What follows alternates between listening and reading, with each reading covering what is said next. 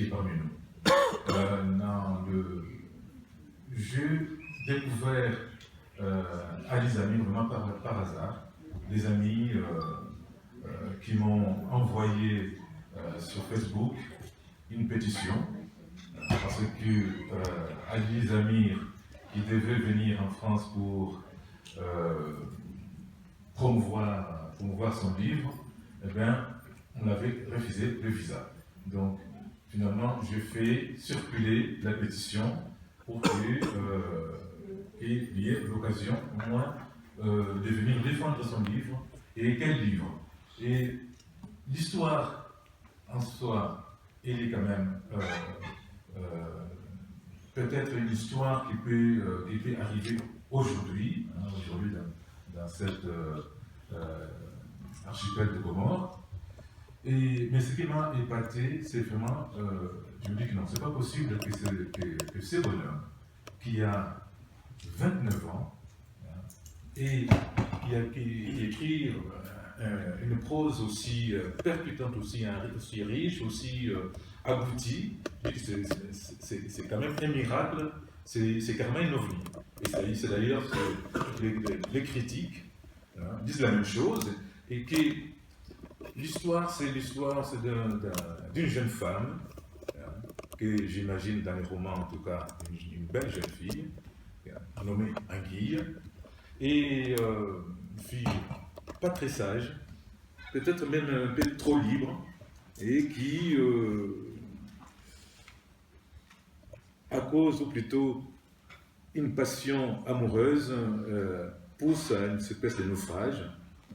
Donc, et on a un récit d'une personne, d'une femme, qui est en train de se noyer dans la mer de l'océan Indien, quelque part entre l'île d'Anjouan et Mayotte. Et ces récits exigent vraiment que c'est presque de l'apnée. J'ai pensé à un moment donné que pour lire ce livre, il faudrait être vraiment soit spécialiste de l'apnée limite, si vous vous souvenez du Grand Bleu, ces personnages qui font de l'apnée, ou alors il faut quand même s'équiper d'un scaphandre autonome et avec une bonne perte de gaz de respiration. Parce que là, vous êtes plongé, les récits se trouvent dans la mer, se trouvent dans l'eau. La personne, et en plus, c'est une femme avec une logorée de 132 pages, 118 pages, pardon, et en une seule phrase. Vous êtes plongé dans un rythme absolument phénoménal. Et les récits, les livres n'a pas de ponctuation, et ça finit par ouf, avec un point d'exclamation. Et quand j'ai fini de lire le livre, au moins je l'ai dit 2 ou 3 fois, je me suis dit, ouf, mais d'où sort-il ce garçon? Où est-ce qu'il était? Comment il peut sortir un tel discours d'une telle puissance avec une écriture aussi aboutie? Et ma première question, c'est de dire que, Ali Zamir, depuis quand écrivez-vous? Merci. Tout d'abord, je tiens, avant de dire quoi que ce soit, je tiens tout d'abord à remercier notre cher Mufti et ses adjoints ici présents. Je tiens aussi à remercier tous ceux qui ont œuvré pour cette soirée dans cette auguste salle. Et je remercie également l'assistance d'avoir pris ce moment pour venir partager cette aventure que je me suis permis de faire avec vous, parce que c'est une aventure, ce que j'ai fait. Et pour répondre à votre question, l'écriture, c'est quelque chose que j'ai toujours vécu avec. J'ai commencé à écrire depuis mon enfance. Je ne me souviens pas exactement à quel âge j'ai commencé à écrire, mais Anguille sous roche n'est pas mon premier texte. Anguille sous roche est mon premier texte publié, oui, mais j'avais déjà écrit des textes qui restent inédits et j'ai aussi remporté des prix à l'Université du Caire où j'ai fait mes études en lettres modernes françaises. J'avais déjà écrit des nouvelles et c'est à la fin de mes études, en fin 2009, début 2010, que j'ai écrit Anguille sous roche et c'est à partir de 2010 également que j'ai commencé à chercher un éditeur avant même de rentrer chez moi en Comores en 2011. Donc vous avez 24 ans au moment Oui, c'est ça, oui. C'est ça qui est encore beaucoup plus étonnant, c'est que dans cette aventure, dans cette prose, il y a, j'ai quand même l'impression qu'il y a à la fois l'écriture d'une aventure, mais aussi l'aventure d'une écriture. Oui, tout à fait. Anguille sous roche, moi quand je parle de ce texte, je me sens un peu mal à l'aise parce que ce n'est pas facile de parler de ce texte. C'est trop hasardeux d'interpréter ou de résumer. Lorsque vous allez essayer de résumer ce qui est écrit, j'ai senti comment vous l'avez massacré celui-ci. Vous l'avez catégoriquement massacré. Parce que ce n'est pas du tout ce qui est écrit. Excusez-moi de vous le dire, mais Anguille sous roche, c'est une œuvre qui mérite d'être lue que d'être racontée.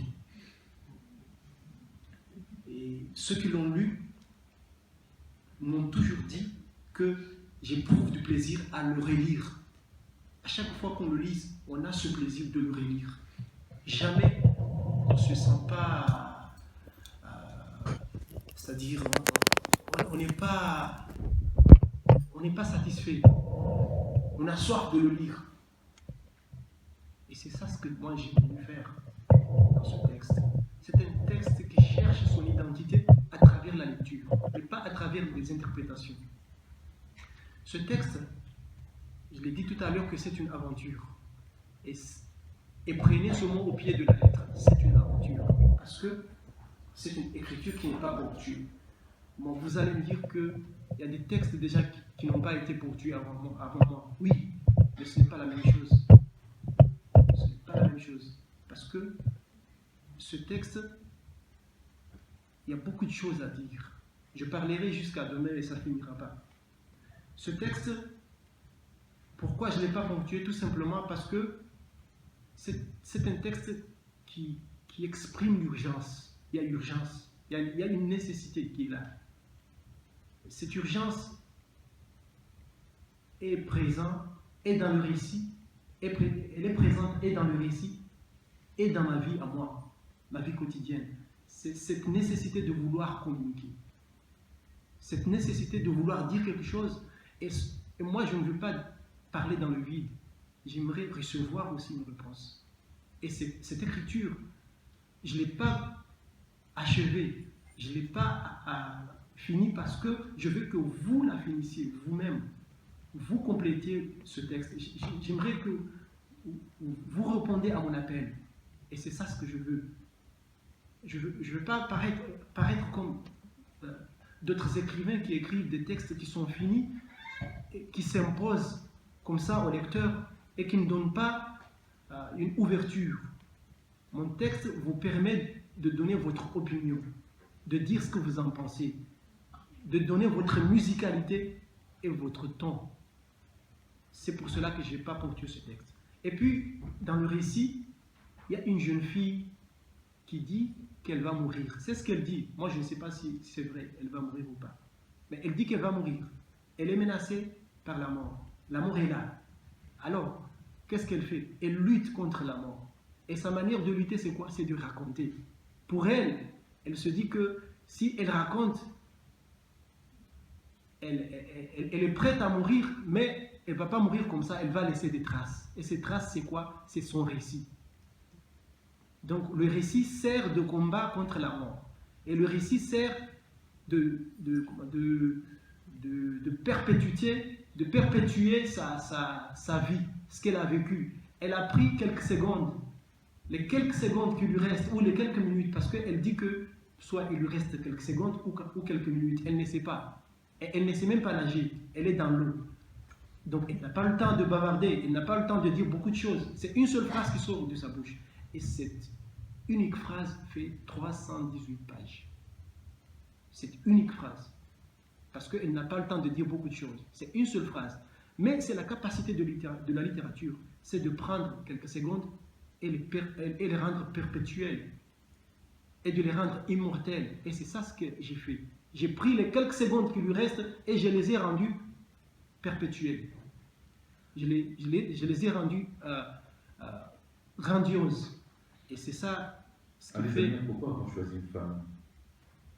Pourquoi une femme? On m'a toujours posé cette question. C'est vrai? Ouais. En fait, moi je pense que la femme est au centre de tout. En fait, tout tourne autour de la femme dans la vie. Et je pense, j'ai défini la femme comme la vie. La femme, c'est la vie. Et tout ce qui est beau, tout ce qui est bizarre, ça se rapporte à la femme. Et je ne sais pas pourquoi j'ai choisi la femme exactement, mais je pense comme les poètes, comme Baudelaire, comme Lamartine, que la femme est une grande source d'inspiration. Et puis, j'ai beaucoup lu, c'est vrai, j'ai beaucoup lu l'histoire de femmes. Depuis ma jeunesse, à commencer par Bonjour Tristesse de François Sagan, Madame Bovary de Flaubert, Eugénie Grandet de Balzac, même au XXe siècle avec le Clésio, Étoile errante, que j'ai beaucoup aimé, et j'aime beaucoup le Clésio aussi. Et donc les histoires de femmes, c'est une grande source d'inspiration pour moi. Et j'aime bien la révolte féminine, cette attitude de penser qu'elles ont des droits qui sont bafoués et qu'elles se mettent toujours à leur garde. Ça me passionne cette révolte. C'est une femme comme nous là qui est très libre. Oui. Qui sort, disons, qui n'a pas vraiment la langue. Elle sort de l'ordinaire. Voilà, elle sort de l'ordinaire. Elle sort de l'ordinaire. Elle a une excessivité dans tous ses caractères. Elle exprime ses sentiments avec excessivité. Elle critique l'homme. Elle critique la littérature. Elle critique le français, la langue française elle-même. Elle critique la langue française. Elle critique la société. Elle critique son père. C'est un petit peu un récit familial. Non. Justement, c'est ça ce que je disais. C'est hasardeux de dire des mots comme ça. Un récit familial, un récit populaire, un récit... Non, c'est un récit universel qui s'ouvre à tout le monde. Ça m'a fait penser à... C'est un récit. En disant aussi... Parce que... Oui. Pardon. C'est parce que ce récit a tous les caractères. A tous les caractères d'un récit. On en trouve du théâtre, de la poésie, du roman, de l'essai, tout. Les gens qui meurent partout dans les mers, c'est quotidiennement. Et la vie romantique, c'est dans les romans. Et la vie théâtrale, c'est dans les pièces théâtrales. Et la poésie, c'est dans les recueils poétiques. Et pourtant, tous ces caractères, ils sont là. On les trouve. C'est un ouvrage qui a tous les caractères littéraires. Est-ce que vous avez déjà...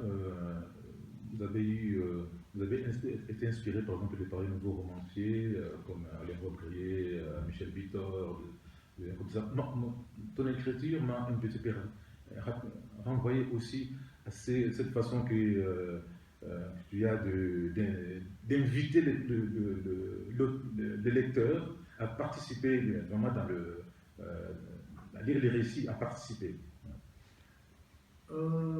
Non, je ne me souviens pas être attaché à un seul écrivain.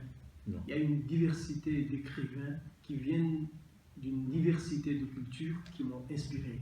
À commencer par les écrivains français, les écrivains que j'ai cités, comme le Clésio, Albert Camus, mais aussi des Allemands, des écrivains d'expression allemande comme Kafka, D'ailleurs, j'ai fait une étude comparative entre le procès de Kafka et l'étranger d'Albert Camus, parce que j'aime bien ce qui est toujours bizarre dans l'écriture, quelque chose qui est sombre, qui se différencie des autres. Et les auteurs africains? Les auteurs africains, oui, j'en ai lu aussi. J'ai lu des poèmes du Chant d'ombre de Senghor, des poèmes d'Aimé Césaire. J'ai lu Aventure ambiguë de Cheikh Hamidou Kane. Ça fait partie de notre programme au Comores. En fait, ça faisait partie au temps où je passais mon baccalauréat. Et j'ai lu aussi même les contemporains. J'ai lu des écrivains contemporains. C'est vrai. Je t'ai vraiment bien écouté. Merci à d'être avec nous. Je te remercie pour ce déplacement. Tu as dit, alors on se tutoie depuis ce matin parce qu'on vient de passer 4 heures ensemble. Mais sinon, on ne se connaissait pas avant. J'ai fait connaissance avec des amis par Facebook sur le monde de l'engagement. Donc la possibilité pour lui d'avoir un visa et de pouvoir apprendre sa littérature. Voilà, mais on ne va pas s'étendre là-dessus. Tu parlais tout à l'heure d'une urgence à dire, une urgence pour Anguille, parce que j'ai une fille de 17 ans, et une urgence pour toi. Alors, quelle est ton urgence à toi alors? Mon urgence à moi, c'est de vouloir à tout prix communiquer à travers l'écriture.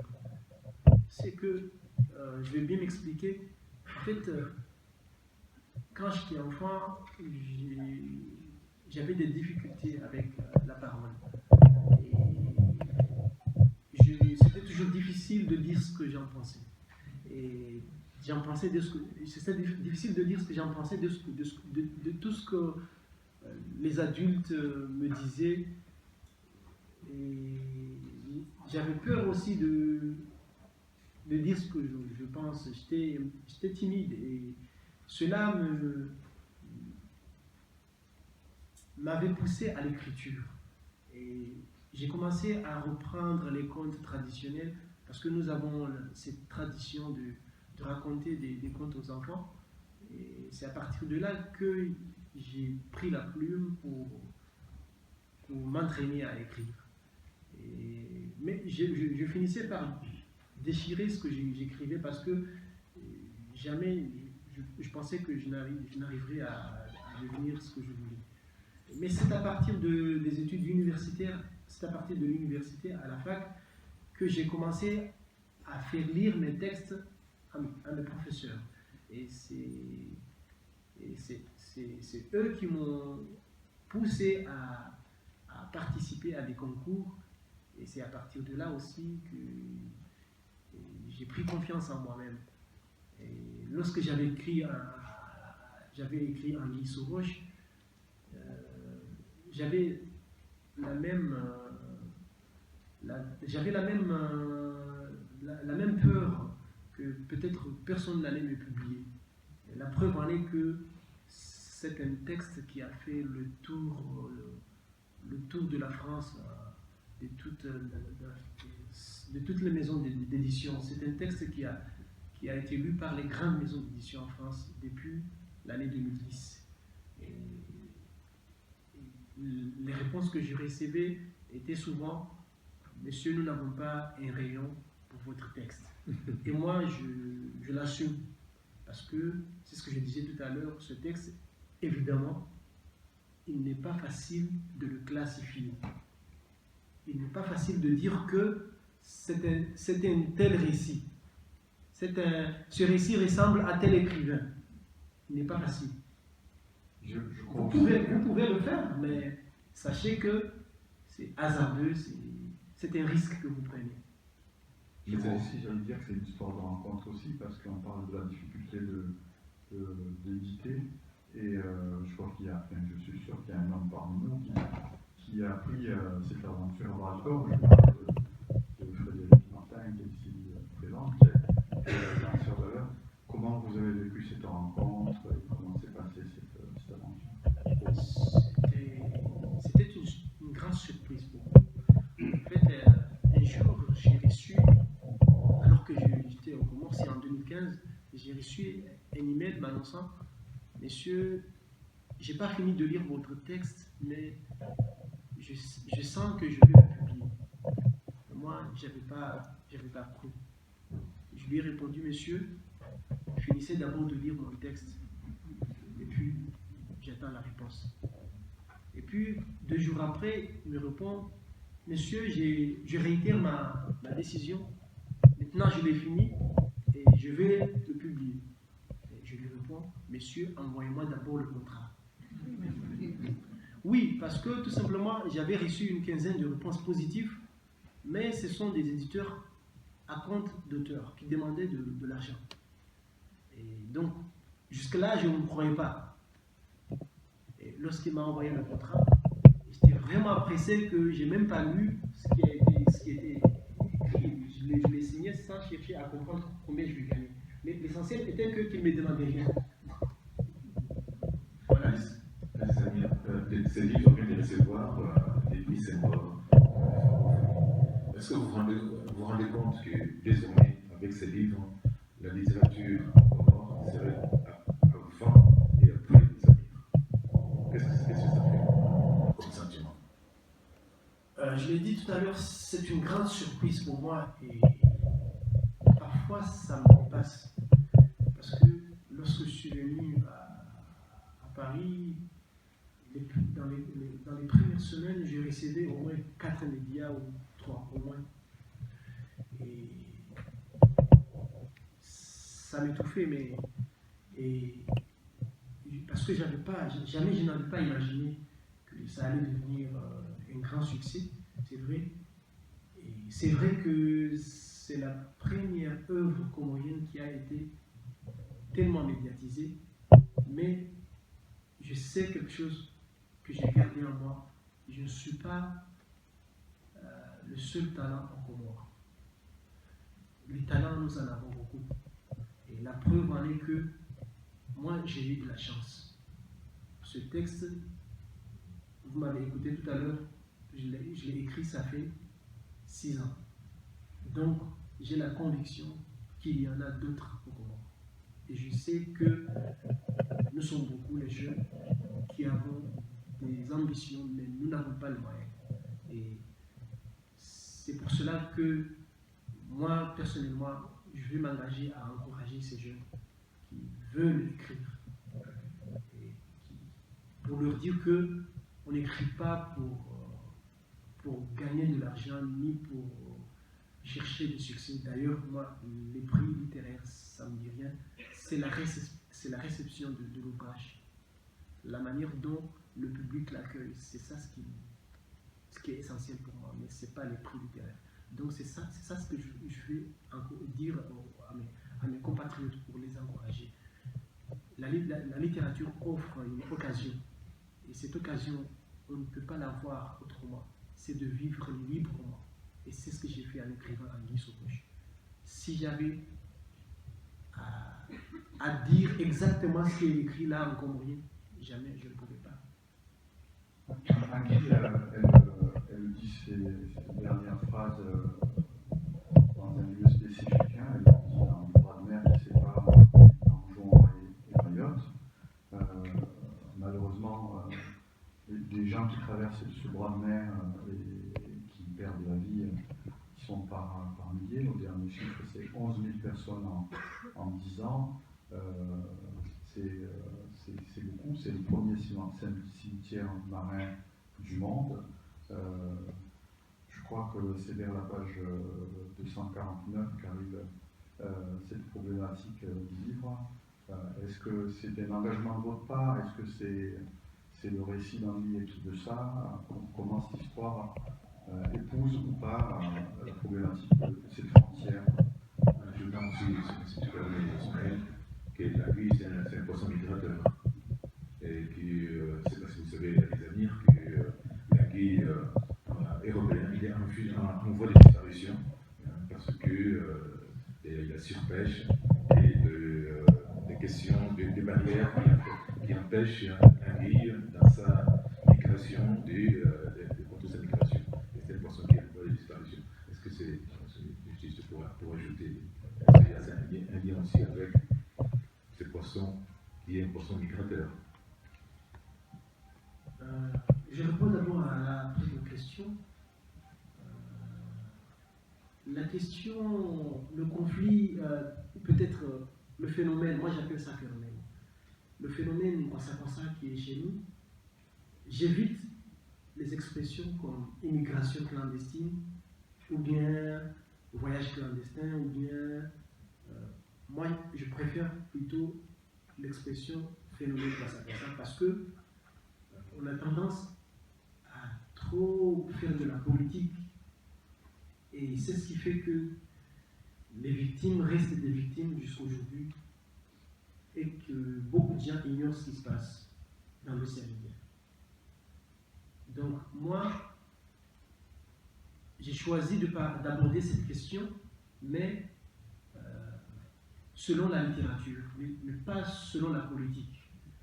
Et en tant qu'écrivain, je peux me retrouver sur la même tribune que la politique, c'est vrai, mais on n'a pas le même but. Par exemple, j'ai abordé cette question pour défendre la victime, pour montrer qu'il y a des gens qui souffrent et qu'on ne peut pas s'éterniser à se questionner si Mayotte est française ou bien Mayotte est comorienne, alors que beaucoup de gens meurent. Jusqu'à quand alors? Jusqu'à quand on mettra cette question à la lumière du jour et que le monde puisse savoir ce qui se passe dans l'océan Indien? Donc c'est ça mon but, c'est de mettre cette question à la lumière du jour, c'est dans l'actualité internationale. C'est vrai, on en parle, mais beaucoup de gens ignorent Mayotte c'est où et qu'est-ce qui se passe. Donc la littérature est là. C'est une occasion, c'est ça ce que je disais tout à l'heure. Elle nous offre cette occasion de faire ce qui n'a pas été fait dans la politique. Et moi, c'est ça ça fait partie de ce qui pèse en moi, cette vie quotidienne des souffrants, la pauvreté, mais aussi la marginalisation et le fait qu'on croit à tout ce qu'on entend dire, le fait de penser que Mayotte est une Eldorado, Eldorado, alors que non, ce n'est pas vrai. La souffrance est partout, et surtout à Mayotte aussi. Et donc cette question, ce phénomène de Kwassa, ça fait partie de mes préoccupations, bien sûr. Je pense donc que j'ai répondu à votre question. Peut-être pour poser le cadre en quelques mots, les îles Comores, c'est donc Akril, Zidia, Moélie, Anjouan et Mayotte. Donc depuis 1975, les Comores ont déclaré leur indépendance.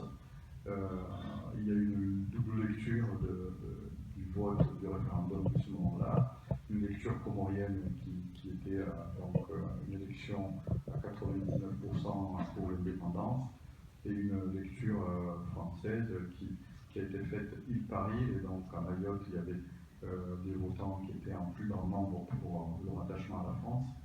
Cette situation perdure depuis 40 ans et la France est régulièrement, en tout cas 32 fois, condamnée par les Nations Unies pour occupation illégale pour la communauté internationale.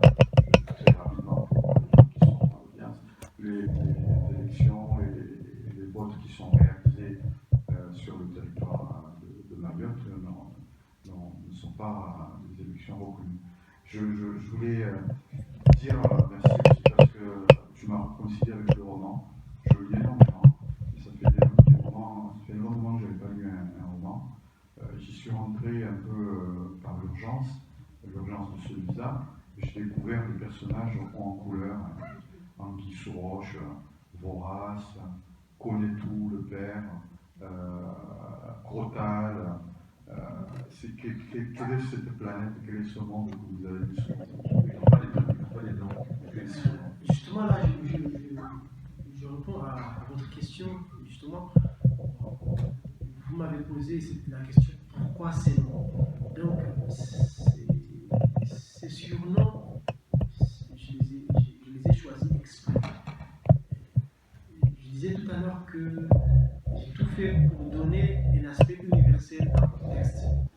Et donc, le choix de ce nom fait partie du choix.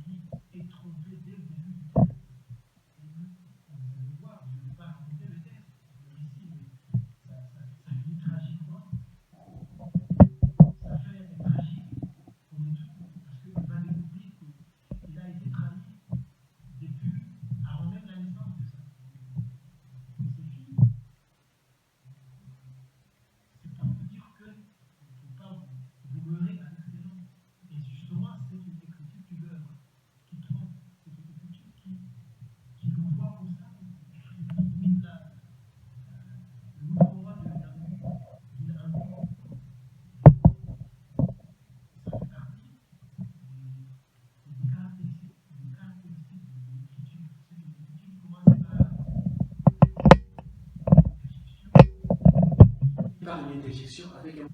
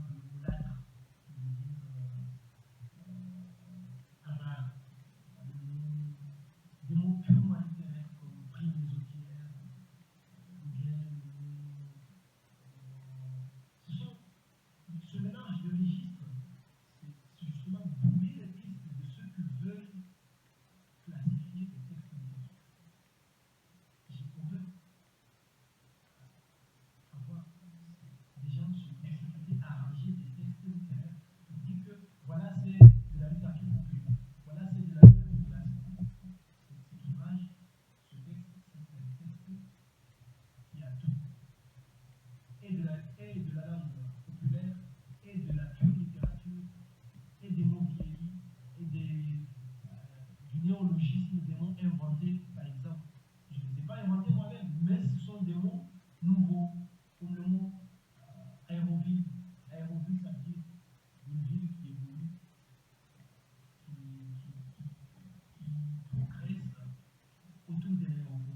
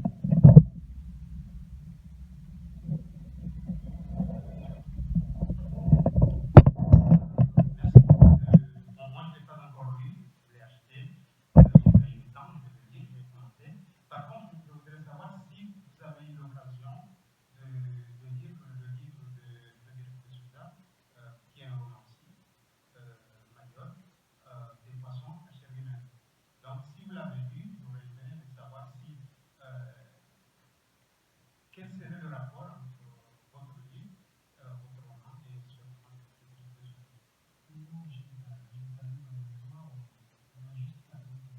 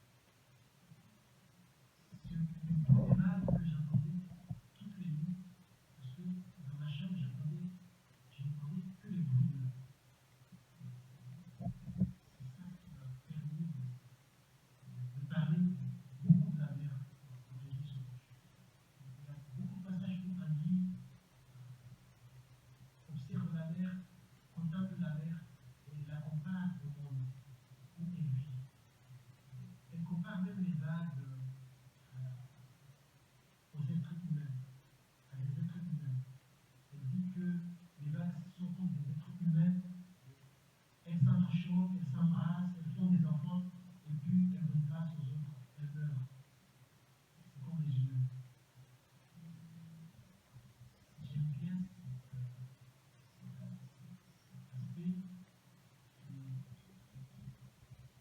cet aspect mythique. Le rêve.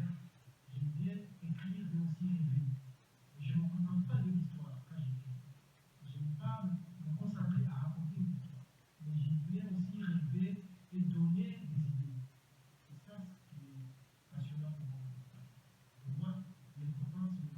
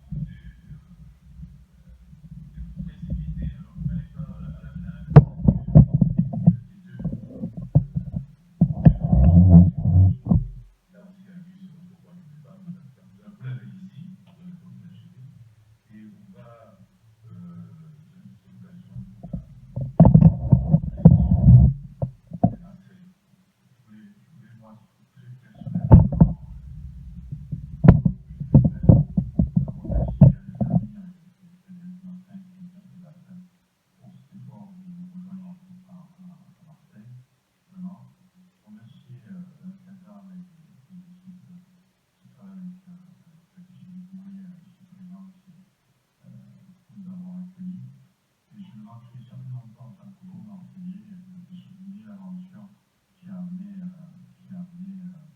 Alzheimer jusqu'à l'Alcazar. J'ai passé 4 heures hier à lui hier soir, et moi pour voir que Henri Souroche était arrivé, le livre était arrivé à Marseille au mois de mars. Et il est arrivé à l'Alcazar, parce que Frédéric Martin pressentait que c'était quelque chose d'important. Il pressentait également que c'était important pour Marseille, à la mesure où il y a une communauté importante à Marseille, même si ce mot communauté, moi, me convient très peu. Donc, il a quand même fallu, même à Marseille, même à l'Alcazar, batailler vrai pour que la représentation soit faite. Et j'ai pas eu à lutter, batailler, j'ai pas eu à lutter parce que à l'Alcazar, j'ai rencontré des gens passionnés, ouverts, qui ont accepté de dire ce magnifique mot commandé, carrez-vous, bienvenue à l'Italie. Donc je remercie vraiment l'Alcazar d'avoir fait un séminaire à ce refus de cela. Et je remercie l'Italie, en tout cas très personnel, j'ai eu le plaisir de la rencontrer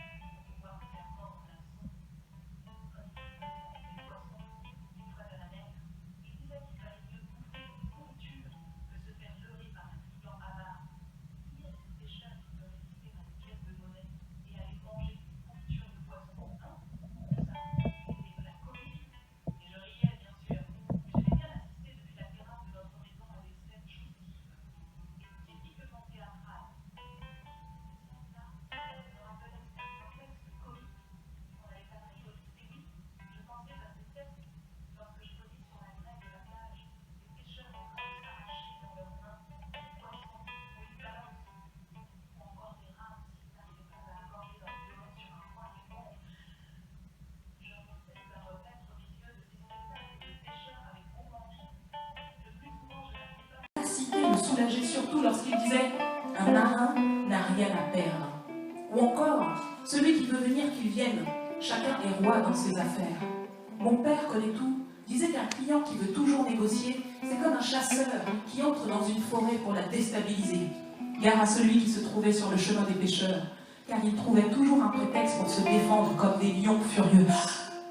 Je pensais qu'à part moi, seuls les quelques témoins qui se divertissaient sur la petite muraille étaient spectateurs de ces scènes, mais je m'étais rendu compte que les bœufs, eux aussi, prenaient plaisir à assister sans un clin d'œil à tous ces spectacles jouissifs, car les gens élevaient leurs bœufs à la plage.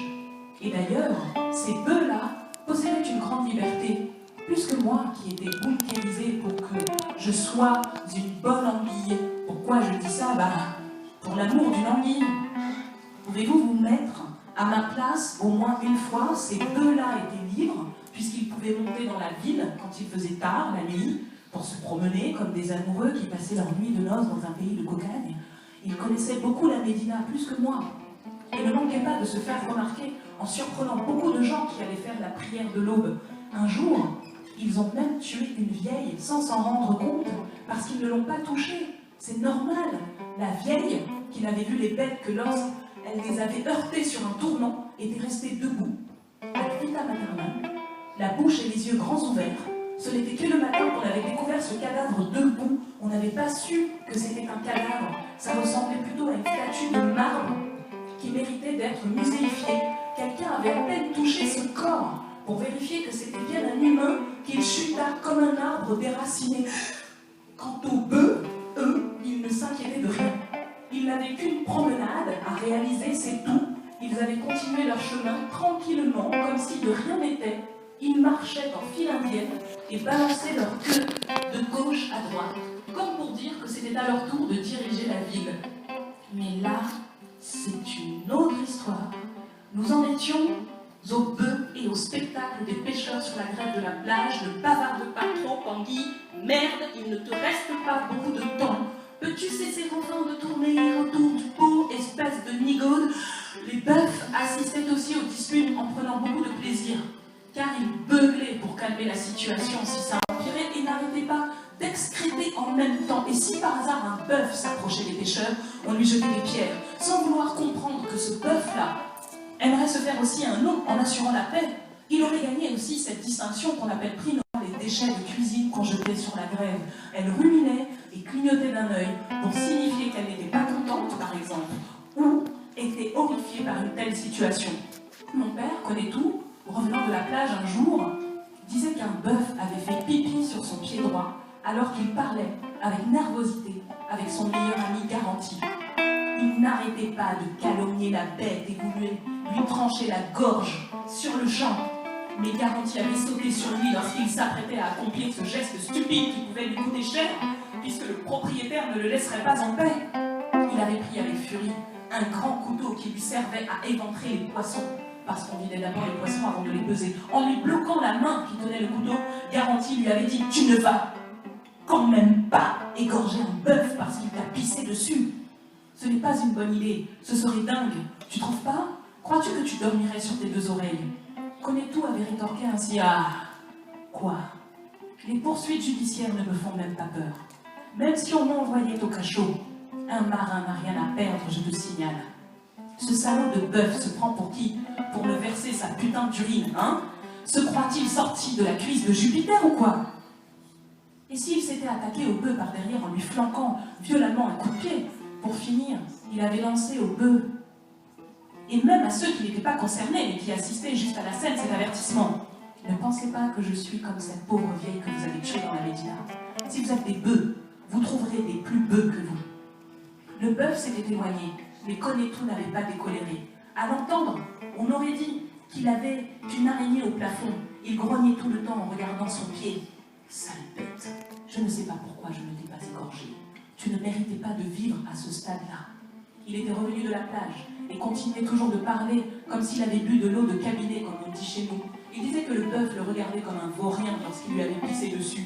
De ce fait, il justifiait l'orgueil du bœuf en disant « Si je ne lui avais pas donné ce coup de pied, il allait continuer à se moquer de moi, c'est une peste. » J'en avais ras le bol de l'entendre parler comme un effréné. toute cette irritation pour un pissa de bœuf basse. Je lui avais dit que je lui avais préparé un bon repas, son plat préféré, pour qu'il cesse de parler. Il m'avait regardé un moment comme s'il avait compris ce que je cherchais à atteindre. Son regard laissait dire « Tu ferais mieux de la boucler toi-même ». J'avais cuisiné des fruits à pain avec du poisson. Konetu aimait beaucoup le plat de fruits à pain qu'on appelait chez nous msongolo.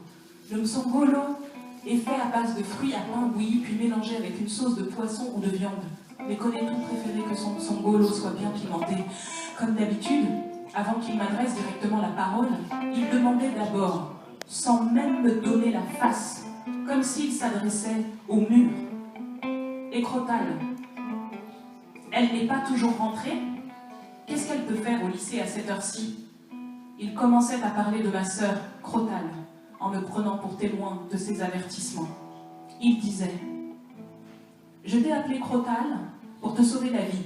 Peux-tu comprendre cela? Crotal veut dire serpent à sonnette. Tu ne dois faire du bruit que pour effaroucher les voyous qui tenteront de t'approcher, mais pas pour me casser les nerfs et m'infliger des déceptions après tant d'efforts que j'ai déployés. Crotal, tu ne m'obéis pas. Quand te réveilleras-tu? Cesseras-tu enfin de te faire escorter par tes mecs partout où tu vas? Cesseras-tu enfin cette vie vagabonde que vous menez sur les routes comme des chats sauvages? Je crains que tu deviennes un serpent à huer et à chasser sans risque. » Il s'arrêtait comme s'il réfléchissait à une solution avant de continuer. Je le voyais très agité, de telle sorte qu'il me semblait très dépassé par la situation. Il recommençait pour la gourmander. « Tu ne peux pas te comporter comme ta frangine Anguille. Essaie de suivre l'exemple. Je ne l'ai jamais vue avec des délinquants, elle. Et puis, elle rentre à l'heure à la maison. Je suis certain qu'elle n'hésitera pas à répondre aux voyous qui pourraient l'approcher de ce que je vous ai dit. Si tu es vraiment un homme accompli, va voir mon père avant de me dire quoi que ce soit. » Sérieusement, je trouvais tout ça stupide, moi. Jamais je n'aurais dit cela à qui que ce soit. Ma nature suffisait pour que les gens se méfient de moi. C'est vrai que j'étais différente de Crotal, oui, mais je n'étais pas non plus l'anguille dont se faisait l'idée Konetu. Il prenait des vessies pour des lanternes, et cela il l'avait appris épouvantablement. Il ne savait pas ce qu'il disait en osant conseiller à Crotal de suivre mes pas. Mes pas de loup étaient périlleusement invisibles à l'œil nu.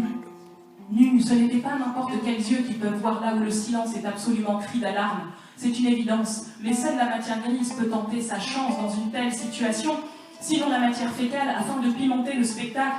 Konetu continuait à s'appuyer sur nos noms pour nous apprendre à connaître les mystères de la vie. C'était sa manière de visionner les choses. Un piètre philosophe perdu dans une île de l'océan Indien. Mais je détestais carrément qu'il me compare à Crotal parce que tout simplement, il ne me connaissait pas. Et par conséquent, faisait une grave erreur en mesurant les autres à son aune. Merde, quand est-ce que les têtes brûlées comprendront que ce monde est un immense océan où les créatures diffèrent, bien qu'elles peuvent être de la même classe?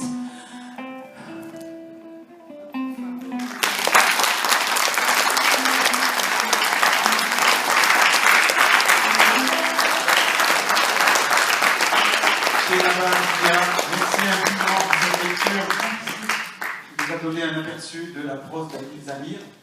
Je tiens sincèrement à vous remercier pour avoir fait cette aventure avec moi. Et c'est la première fois, bien c'est la deuxième fois, mais cette manière de lire ce texte, c'est la première fois que je l'ai entendu. Et je me sens pas seul dans cette aventure. Et merci beaucoup, je vous remercie. Sincèrement.